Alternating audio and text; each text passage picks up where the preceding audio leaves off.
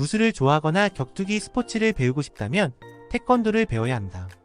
태권도는 손이 아닌 발로 공격하는 것이 특징이다. 파리방거리 괴한의 공격으로 위험에 빠진 미모의 여성이 울자 갑자기 나타난 한 남자의 돌려차기가 으아, 이건 믿을 수 없어. 여기 한 외국 여성이 주저앉아 펑펑 울고 있는데요. 옆에는 남자 셋이 누워있고 기절한 모양입니다. 이 여성은 대체 왜 울고 있는 걸까요? 안녕하세요. 저는 머나먼 독일에서 모델 활동을 하다가 온 20대 후반 크리스나라고 합니다. 오늘은 제가 어쩌다가 한국에 와서 살게 되었는지 말씀드리려 합니다. 저는 독일에서 모델로 나름 인기도 많고 집안도 유복하여 행복하게 살고 있었는데요. 한 가지 문제가 있다면 그건 바로 남자 문제였어요. 인정하기는 싫지만 제가 남자 보는 눈이 정말 없었거든요. 주변에는 항상 마약하는 남자, 바람피는 남자, 사기치는 남자뿐이었어요.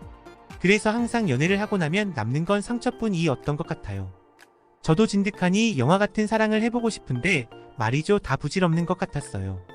모델이라는 화려한 외모만 보고 어떻게든 꼬셔보려는 나쁜 남자들만 꼬이는 것 같았어요. 그래도 뭐 인기 없는 것보다야 인기 있는 게 좋다는 건 인정합니다만 결국 시간이 지나고 지날수록 다 무의미하다 생각이 들었어요. 화려한 무대의 모델 일을 마치고 집으로 돌아오면 정말 쓸쓸했거든요.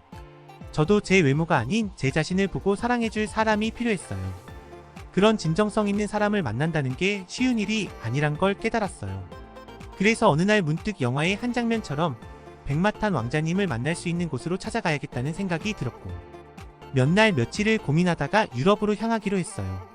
주변에서는 다 미쳤다고 영화를 너무 많이 봤다고 했지만 저는 전혀 개의치 않았고 그렇게 제 유럽 여행이 시작된 거예요. 부모님께서는 처음에는 많이 걱정하셨지만 제가 성장하는 좋은 경험이 됐으면 좋겠다고 말씀하시며 잘 다녀오라며 용돈도 주시더라고요.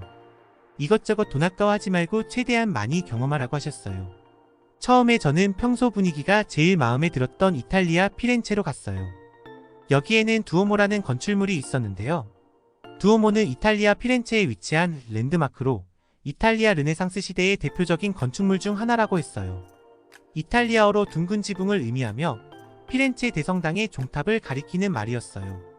1296년부터 1436년까지 건설되었고 당시 유명한 건축가들이 건축에 참여해서 만들었다고 해요. 현재는 아름다운 외관과 함께 피렌체의 상징적인 건축물로 랜드마크가 된 지 오래인데 무엇보다 피렌체 두오모를 연인들의 성지라고 하더라고요. 어디선가 진정한 사랑을 찾으려면 피렌체 두오모에 가보라는 말만 믿고 글쎄 여기까지 온 거 있죠. 뭐 그 말을 안 믿든 그냥 한번 와보고 싶었던 것 같아요. 제 인생이 영화 같은 것이라는 착각이었을까요?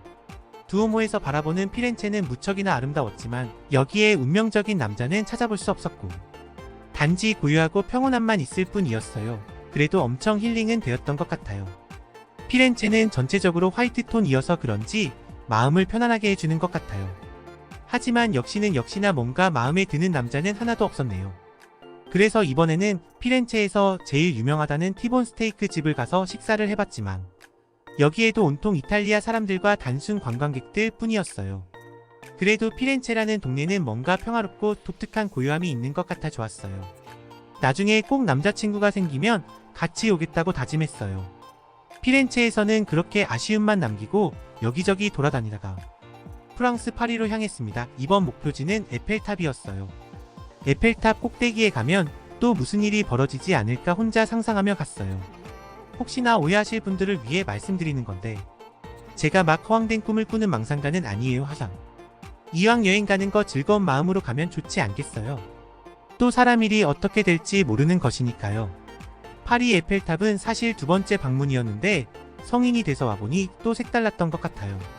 다들 아시다시피 파리 에펠탑은 프랑스의 대표적인 랜드마크이거든요. 세계에서 제일 유명한 건축물 중 하나이며 여기는 정말 언제나 늘 항상 변함없이 관광객들로 붐비는 곳이랍니다. 바로 앞에서 고개를 들어 바라보는 에펠탑은 정말 실제로 가본 사람들만 느낄 수 있는 웅장함이 있어요. 특히 밤이 되면 에펠탑에 화려한 불빛이 들어오는데 나중에 기회가 되시면 꼭 보시는 것을 추천드려요. 파리의 에펠탑은 정말이지 로맨틱하고 아름다움 그 자체이거든요. 꼭대기 전망대에서 파리를 바라보며 저는 이런 생각이 들었어요. 에펠탑이 어떻게 바라보면 모델 일을 하는 제 모습과도 비슷하다 생각이 들었어요. 그래서 그런지 더 깊은 생각을 할 수 있었고 더 의미 있는 시간이었던 것 같아요. 어쨌든 에펠에서 바라보는 파리는 정말 예술이었어요. 하지만 그렇게 로맨틱한 분위기에서도 말을 걸어오는 남자는 단 한 명도 없었지만요. 물론 저도 마음에 드는 사람은 없었답니다. 진정성 있는 남자를 만나는 게 역시나 이렇게 어렵구나 다시 한번 깨닫고 저는 쓸쓸히 숙소로 돌아가고 있었어요. 아니, 그런데 이게 웬 말인가요? 이건 제가 원했던 그림이 아닌데 갑자기 남자 3명이 동시에 저를 따라오는 것 아니겠어요? 이게 웬 말인가? 역시 타지에서도 모델의 인기는 감출 수가 없구나 생각했던 것도 잠시 무엇인가 느낌이 싸늘한 거예요. 그건 마치 비수가 날아와 꽂히는 느낌이라고 할까요? 저는 정신 바짝 차리고 숙소로 향했어요. 절대 당황해하는 모습을 들키지 않으려 노력했고 조금씩 발걸음 속도를 높였죠. 하지만 제가 눈치챘을 때는 이미 늦었고 골목길이 좁아지자 유럽 남자 3명은 순식간에 저를 둘러싸았어요. 그러면서 뒷자로 시작하는 제 명품 가방과 그 안에 든 물건들을 통째로 다 내놓으라고 했어요. 순간 정말 너무 당황하고 무서워서 온몸이 얼어붙었어요. 거절이고 뭐고 말을 할 수가 없었어서 바보처럼 벌벌 떨기만 했어요. 이건 정말이에요. 경험해보신 분들만 알 수 있을 것 같아요.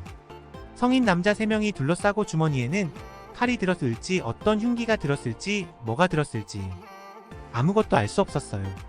저는 고민할 겨를도 없이 가방을 건네주었고 이 남자들은 신이 나서 깨알깨알 웃으면서 그 코트도 왠지 비싸 보인다며 당장 넘기라고 했어요.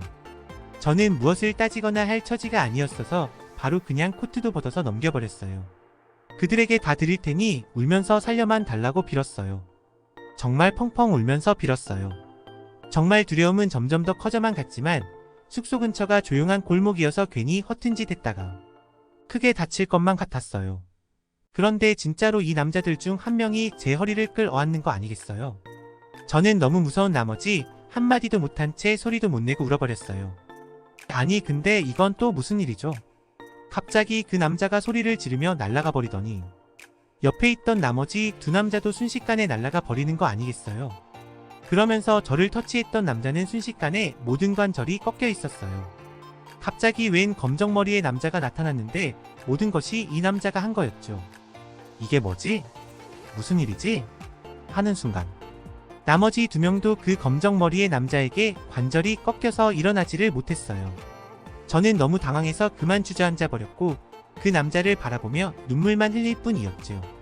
유럽 남자 셋은 검은 머리 남자에게 싹싹 빌었고 기회를 보다가 주랭랑을 쳤고 그제서야 검은 머리 남자는 제게 코트를 입혀주며 가방을 주면서 괜찮냐며 말을 걸었죠. 저는 그냥 아무 말도 할 수가 없어서 그만 그 남자를 껴안고 펑펑 울었답니다. 그날 그 남자는 제게 단순히 연락처만 주고는 저를 숙소까지 데려다 주었어요. 그날 밤 그 남자가 자꾸 생각나는 거예요. 이게 뭐지? 이게 무슨 느낌이지? 왜 자꾸 아른거리지? 생각해보니 이게 진짜 제가 꿈꾸었던 영화 같은 사랑인 거예요. 심지어 그 남자는 저를 꼬셔보려고 어떤 행동도 없이 순수하게 저를 지켜주었고 단 한 번도 허튼 짓 없이 배려심으로 저를 숙소까지 데려다 주었죠.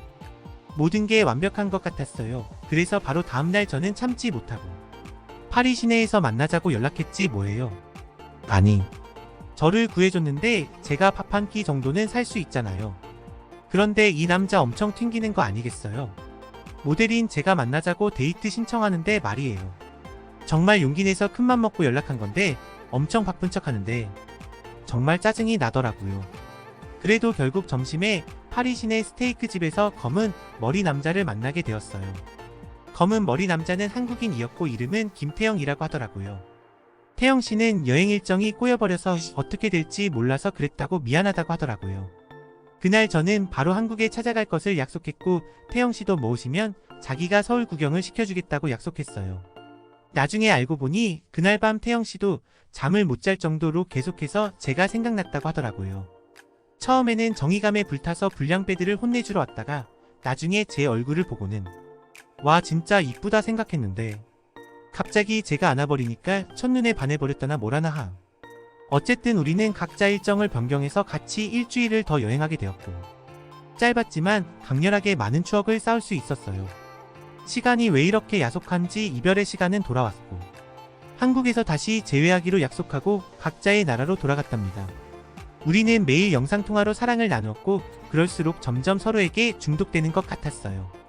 너무나 태영씨가 보고 싶어서 시간이 지날수록 저희의 고민은 점점 더 깊어져만 갔어요.